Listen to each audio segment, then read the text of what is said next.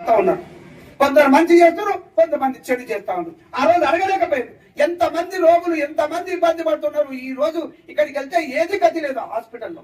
ఈ రోజు టెక్నాలజీ పెరిగింది. ఇన్ని వేల కోట్ల లక్షలను కోట్ల రూపాయలు పెడుతున్నారు, కానీ ప్రాణాలు పోతా ఉన్నాయి. నిన్న కాక మొన్న 2 రోజుల కింద వెళ్తాను ఉన్న రోజు ఎప్పుడు వచ్చినా నిన్న కాక మొన్ననే పోతే 3 యాక్సిడెంట్స్ అయినాయి.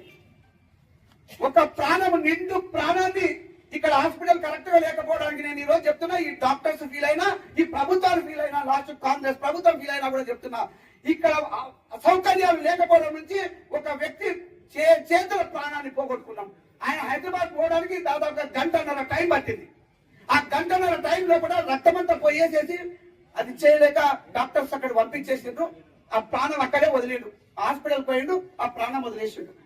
ఆ స్పాట్ లో ఒక అతనికి కాలు ఇరిగిపోయింది, ఒక అతను చనిపోయిండు. అది నేను స్టార్ట్ అవుతున్నప్పుడే చెప్పిండు. వస్తున్నప్పుడు అంబులెన్సులు వస్తే నేను చూసా. డెడ్ బాడీ తీసుకొని వస్తే మధ్యాహ్నం 9:30కు దాదాపు అక్కడ రోడ్డు మీద నాగి మళ్ళీ తెల్లారైతే ఇక్కడికి వచ్చే ప్రోగ్రామ్ లేదు, మళ్ళీ ఇబ్బంది పడతాను అని చెప్పేసి అక్కడ చూడాలి అని చెప్పేసి అది చూసి వెళ్ళిపోయినాం. అక్కడి నుంచి పోతుంటే వెల్దాన నుంచి పోతూ ముందుకెళ్తే చెరుకు దగ్గర టర్నింగ్ ఉంది. ఆ టర్నింగ్ దగ్గర మేము ఎంత దూరం ఉన్నాం, ఒక 200-300 మీటర్లు ఉంటది. అక్కడ యాక్సిడెంట్ అయిపోయింది. ఒక కారు కొట్టేసింది. ఆయనకు 3 ఆడపిల్లలు మోటార్ సైకిల్ మీద 2 అమ్మాయిలను తీసుకొని పోతా ఉన్నాడు.